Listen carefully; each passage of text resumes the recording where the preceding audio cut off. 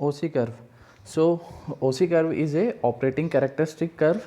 Basically, it is a graph of fraction defectives in a lot against the probability of acceptance for any fraction defective, that is P dash, in a submitted lot. तो जो हमारा OC curve होता है basically क्या होता है, वो हमारा एक ग्राफ होता है किस किस के बीच में, एक तो हमारा प्रोबेबिलिटी ऑफ एक्सेप्टेंस के बीच में जो हमारा वाई एक्सिस पे होता है, और एक होता है हमारा प्रोबेबिलिटी ऑफ प्रोपोर्शन ऑफ डिफेक्टिव्स जो कि होता है हमारा एक्स एक्सिस के ऊपर पे। ठीक है भाई। तो इस ग्राफ के अंदर बेसिकली हम 4 पॉइंट्स क्या करेंगे, डिनोट करेंगे। ठीक है भाई, 5 पॉइंट डिनोट करेंगे जिसमें से कुछ हमारी टर्म्स है। पहले उस हम टर्म्स को पढ़ लेते हैं कि ये टर्म्स होती क्या है। सबसे पहला जो पॉइंट होता है वो होता है AQL। ठीक है, जिसका मतलब होता है हमारा एक्सेप्टेंस क्वालिटी लेवल। मतलब कि एक हमारा ऐसा लॉट जिसको हमें क्या करना चाहिए, एक्सेप्ट करना चाहिए, क्योंकि उसकी जो क्वालिटी है वो किसके अकॉर्डिंग है, अकॉर्डिंग टू दी एक्सेप्टेंस है। ठीक है, मतलब उसको हम मान के चलते हैं कि एक हमारा क्या है, ये गुड लॉट है। ठीक है, तो इसके बारे में पढ़ते हैं क्या होता है ये। It represents the maximum proportions of डिफेक्टिव्स which the consumer find definitely acceptable. मतलब कि इतने इसके अंदर डिफेक्ट्स होते हैं कि कंज्यूमर विलिंगली क्या कर लेता है, इसको एक्सेप्ट कर लेता है। मतलब अब हमें पता है कि कुछ भी हम मैन्युफैक्चर करते हैं तो उसके अंदर कुछ ना कुछ तो डिफेक्टिव्स होते हैं, जिसके लिए हम क्या करते हैं, कुछ टॉलरेंस स्पेसिफाई करते हैं।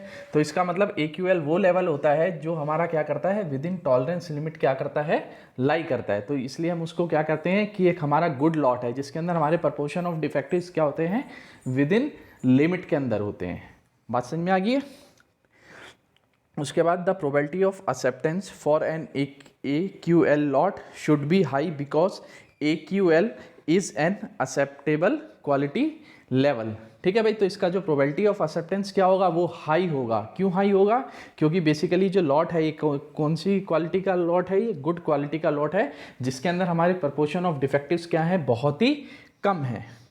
ठीक है, सेकेंड टर्म आती है हमारी रिजेक्टेबल क्वालिटी लेवल, जिसको हम RQL बोलते हैं या इसको बोलते हैं LTPD, जो कि बेसिकली हमारी क्या होती है, एक अपर लिमिट होती है। ठीक है, और जो LTPD है ये बेसिकली क्या है, हमारा लो टॉलरेंस प्रपोर्शन डिफेक्टिव्स है, जो क्या रिप्रेजेंट करता है, it represents the proportion of डिफेक्टिव्स which the consumer finds unacceptable.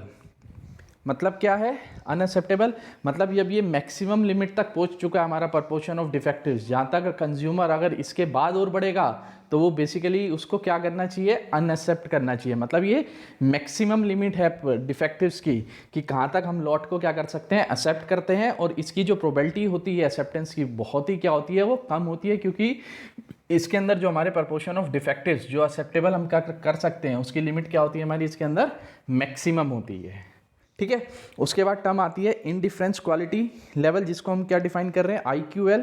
ठीक है, this is the quality level somewhere between the AQL and RQL, और quality level whose probability of acceptance is 0.5 for a given sampling plan. मतलब अब जब हमारे number of डिफेक्टिव्स क्या होंगे, इन दोनों क्वालिटी लेवल के बीच में क्या करेंगे, इस रीजन के बीच में क्या करेंगे, लाई करेंगे, तो उस रीजन को हम क्या बोलते हैं, इनडिफरेंस क्वालिटी लेवल, जिसकी प्रोबेबिलिटी ऑफ एक्सेप्टेंस हमारी कितनी होती है, ऑलमोस्ट 50% होती है किसी भी गिवन लॉट के लिए। मतलब जो प्रोबेबिलिटी ऑफ एक्सेप्टेंस है कितनी है, वो 0.5। और दूसरी टर्म, जो फोर्थ टर्म होती है हमारी कंज्यूमर रिस्क। कंज्यूमर रिस्क क्या होता है, जिसको हम डिफाइन करते हैं बीटा से, the probability that a lot containing defect exceed the LTPD, मतलब RQL विल बी एक्सेप्टेड। मतलब मैंने बताया था अभी आपको, जो हमारा RQL या लॉट टॉलरेंस प्रपोर्शन डिफेक्टिव के बाद भी अगर आप लॉट को क्या कर रहे हैं, एक्सेप्ट कर रहे हैं, मतलब उसके बाद जा रहे हैं, मतलब जहाँ तक हम मैक्सिमम हम क्या कर सकते थे, लॉट को एक्सेप्ट कर सकते थे, लेकिन उसके बाद भी अगर हमारा लॉट एक्सेप्ट हो रहा है तो बेसिकली किसका रिस्क आएगा, कंज्यूमर का। ठीक है भाई, तो उसको हम बोलते हैं कंज्यूमर रिस्क। ठीक है, और जनरली जो हमारा कंज्यूमर रिस्क होता है किसी भी सैम्पलिंग प्लान के लिए, किसी भी हमारा सैंपल साइज के लिए, जनरली मैक्सिमम कितना होता है, 0.1।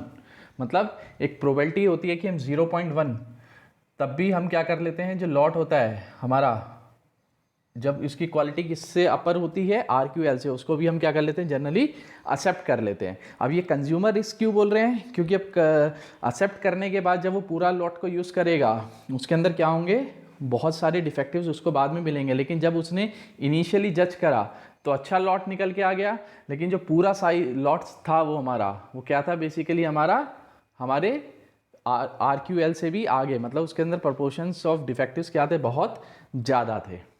ठीक है भाई, तो इसलिए इस टर्म को हम क्या बोल रहे हैं, कंज्यूमर रिस्क। उसके बाद होता है प्रोड्यूसर रिस्क। अब मैंने बताया आपको जो AQL है उसमें भी कुछ नंबर ऑफ आपके क्या होते हैं, डिफेक्टिव्स तो होते हैं, लेकिन वो एक लोवेस्ट होते हैं, क्योंकि हमें पता है कोई भी हम प्रोडक्शन कर रहे हैं तो हल्का सा वेरिएशन होता है, और उस वेरिएशन की वजह से हमेशा क्या होता है, हमारा कुछ ना कुछ डिफेक्टिव या जो प्रोडक्ट बन रहे हैं हमारे विद इन टॉलरेंस नहीं आते, लेकिन तब भी हम उसको गुड मान के एक्सेप्ट कर लेते हैं। ठीक है, लेकिन जब आपने क्या करी, सैम्पलिंग करी, ठीक है, तो गलती से क्या हुआ, जब आप सैम्पलिंग कर रहे हैं, जो डिफेक्टिव पार्ट्स थे या जो हमारी टॉलरेंस के अंदर नहीं आ रहे, लिमिट के अंदर, वही अगर पार्ट आ जाएंगे तो जो हमारा गुड क्वालिटी का लॉट है वो भी क्या हो सकता है, रिजेक्ट हो सकता है। तो बेसिकली अब वो जो रिजेक्शन की प्रोबेबिलिटी है वो हमारी क्या कहलाएगी, प्रोड्यूसर रिस्क, जिसको हम क्या किससे डिनोट कर रहे हैं, अल्फा से।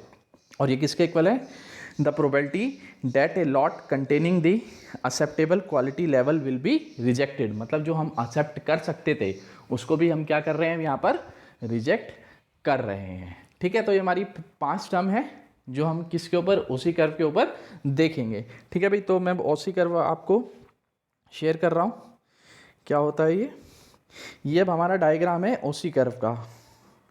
ठीक है, अब इसके अंदर वाई एक्सिस के ऊपर क्या आपकी प्रोबेबिलिटी ऑफ एक्सेप्टेंस है, और नीचे वाली एक्स एक्सिस के ऊपर क्या आपके प्रोपोर्शन ऑफ डिफेक्ट्स हैं।